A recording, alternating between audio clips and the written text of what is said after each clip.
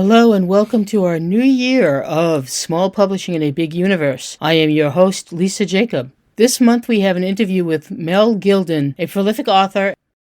Coming from our sponsors this month, Water Dragon Publishing has Worlds Apart, Worlds Together by Lorna Hopkins Keith, Graveside Press, Bite, a vampiric anthology, and A Terror of Stars by Alexandra Seidel. In its Tiny Terrors program, The White Vina by Akshia.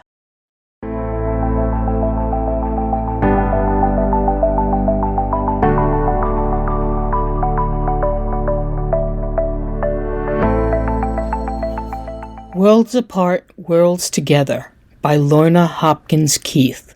Can two peoples alien to each other coexist on the same world? Ping, a small lavender-furred humanoid, has discovered that her people's undersea habitat is not as perfect as the High Chiefs believe. As mistakes in the biocomputer and damage to the structure mount, and the Chiefs ignore her warnings, she is eventually called upon to lead a new colony on land with the aid of the humans who live there. In the human colonies, Kaylin and others become concerned by the Friend as their technology is far beyond that of the humans.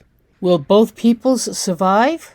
Taking place in the same universe as Cityfall and Bubbles of Time, Worlds Apart, Worlds Together is available from Amazon, Barnes & Noble, Kobo, Smashwords, and other online booksellers. For more information, visit their website at waterdragonpublishing.com.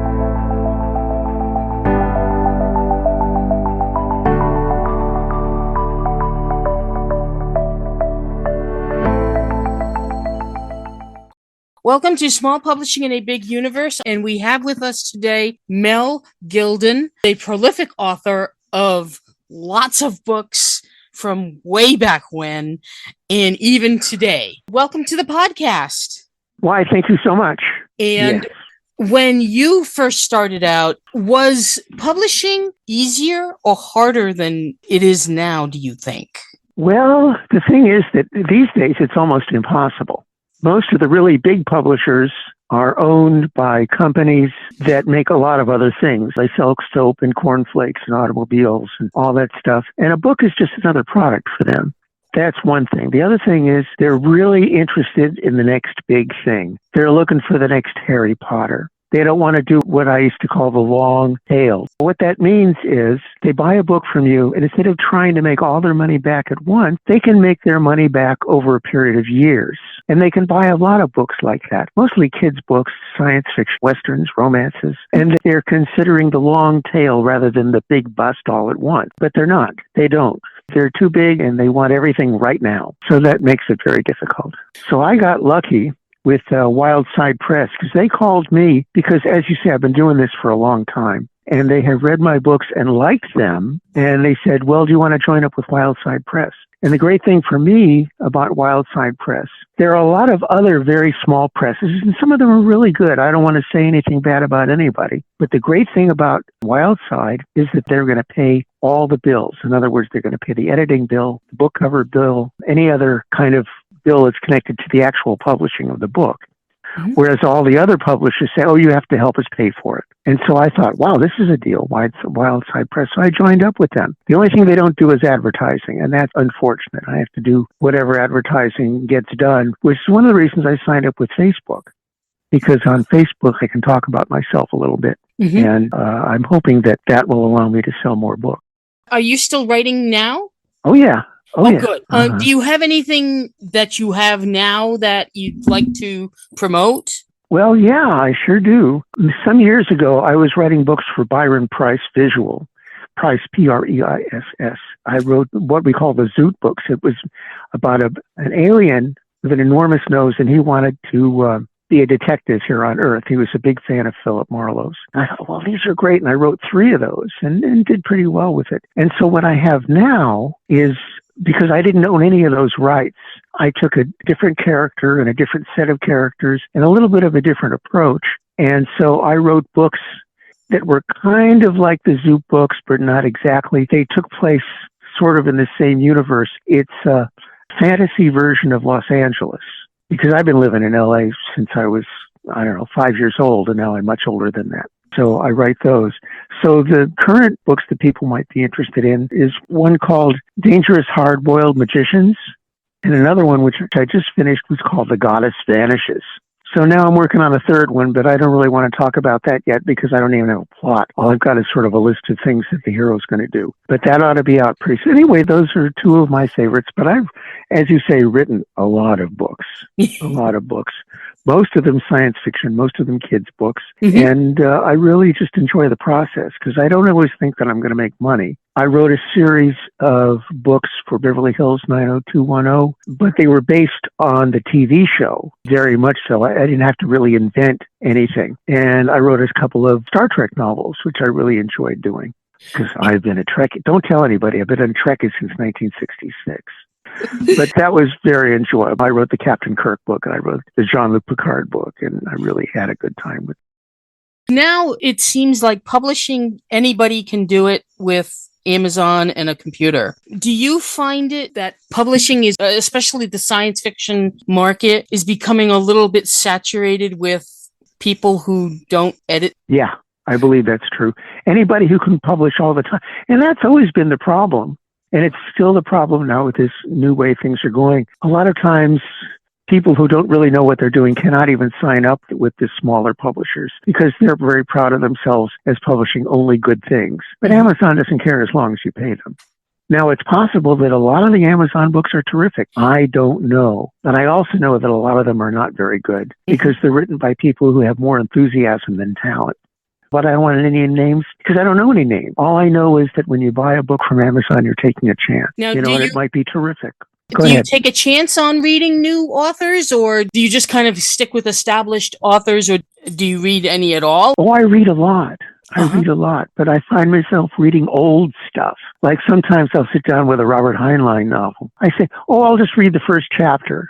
And the next thing I know, it's 6 hours later and I've read the whole thing. And there are other writers like Arthur Clarke and Isaac Asimov and all the big names that you have probably heard of. As a matter of fact, I just read Childhood's End again, and I just read The City and the Stars again. And I really enjoyed those, just as I enjoyed Half Space It Will Travel and a lot of other stuff that Heinlein wrote. As I say, a lot of stuff that's out there is unreadable. When you write for kids, do you assume that a certain grade level? Well, there's two things that people look for. They have middle grade, and then they have something else which they call children. And they're actually two different things. But it depends on who you read because a lot of people have different definitions of what they are. When I write a kid's book, I don't worry about that stuff. I write the best story that I possibly can. And if a kid can read it, that's great. If the kid has to look up a word now and again, that's a good idea too. But I don't worry too much about that stuff because it seems that everybody has a different idea of exactly what it means. That makes things a lot easier because a lot of people these days are writing to market. That's right. They sure are. And I have done that. I have done some of that, but I don't necessarily enjoy it. And so I wrote a bunch of these fifth grade monster books. I once wrote a novel for him called Britney Spears is a Three-Headed Alien. And that was fun. It was a little tricky because Britney herself could never actually appear on stage in the book because we didn't have rights for that. Right. We only had rights to use her name. But I just wrote, and I thought, well, this is great. And I think I had a good time. And sometimes I go back to stuff that I wrote years ago, 20 years ago, 30 years ago. And I say, gee, that's really good. How did I do that? Can I do that again? And I've talked to a lot of writers who are my friends, and we all say the same thing. How did I do that? And can I do it again? And that's what happens. Certainly that's what happened with the science fiction that I wrote in those days, and with the Star Trek novels, and with the fifth grade monster books. Do you self-publish, use a small publisher, or are traditionally, I'm assuming you're traditionally published? Well, no, They don't let me in. Well, that's because, as I say, what they're mostly interested in is the big bang. Yeah. They want any book that I might sell them, they want to sell a zillion of them right away, not maybe hundreds of them a month over a period of months. That's not what they want. They want it right now. They want it right now. And I cannot do that. I know it, and they know it too, because when they look me up, they find I'm in the mid list, which means that I'm some guy that sells a certain number of books, but I'm not Harry Potter, and I'm not J.K. Rowling. And I don't know that I will ever be either of those things. But they see what I am and they say, oh, no, that's not what we want. We want the next big thing. And so I don't get to go to traditional publishers very much. They just don't want me, and it doesn't matter how good I am or how new it is. As a matter of fact, this is kind of funny because I get letters occasionally from fans and people who want advice, and they say, oh, Mr. Gilden, you're so lucky to be a great writer and to be able to write and send your stuff wherever you want. And I have to write back to them and I say, no, that's not true. You're the lucky one because the publishers don't know anything about you. All they know is the book in front of them if you send them a book. And that's all they know. And they read it and they say, I wonder if this is the next big thing. And so they buy the book. And if it is the next big thing, they'll buy the book after that. But if it's not the next big thing, you're out, just like I am. So I was very lucky to come up with Wildside Press, which is a small press. And there are things that I would rather they do. For instance, I'd rather they do some advertising. But they do most of the payments for all the things that I would pay for from another publisher. And they have been very good to me. Have you ever considered self-publishing? No. The whole idea of it makes me nervous. I will tell you something. The first time, and this is, maybe around the year 2000, and I talked to a lady on the phone and I told her who I was, and she seemed vaguely impressed for a while. And then she said, what's your platform? And I said, huh? Those were my exact words, huh? Because to this day, I'm not entirely sure what that means. That means I do all the advertising and all the editing and anything that they don't want to do, which is just about everything. Because you go to a modern traditional publishers and they say, oh yeah, we'll publish your book. But that's all they do. Maybe they'll give you a cover. Maybe they'll do editing, but maybe not.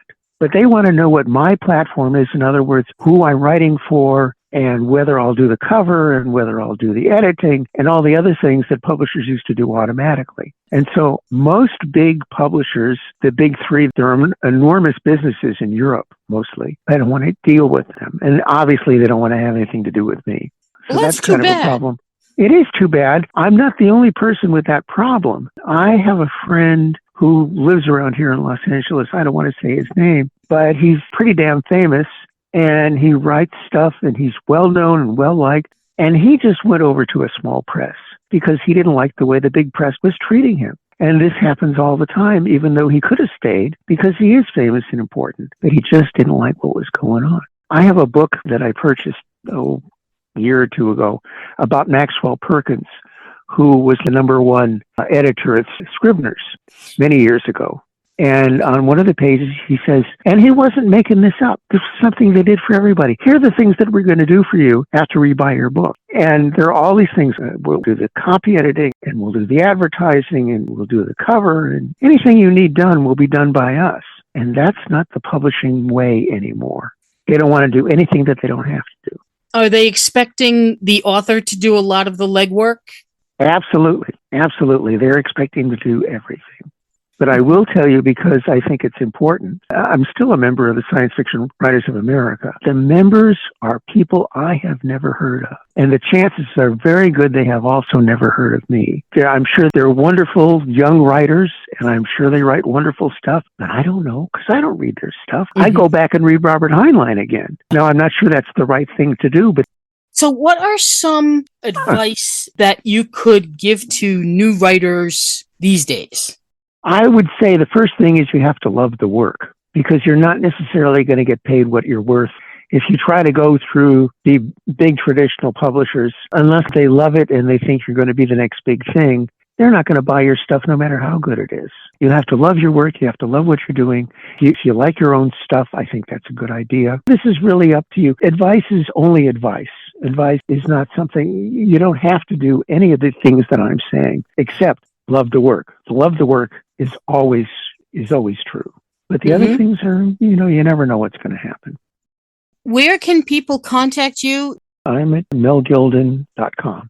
Thank you very much for your time. Well, thank you for asking. Bite, a vampiric anthology. From the guilt-ridden mortician to the drunk vampire on the front lawn, from decaying castles in Chernobyl, this collection of stories will bring you 23 tales that will leave a mark. Bite is available this month in hardcover, paperback, and digital editions from Amazon, Barnes & Noble, Kobo, Smashwords, and other online booksellers. Or support your local independent bookstores by ordering it through bookshop.org. For more information, visit their website at gravesidepress.com.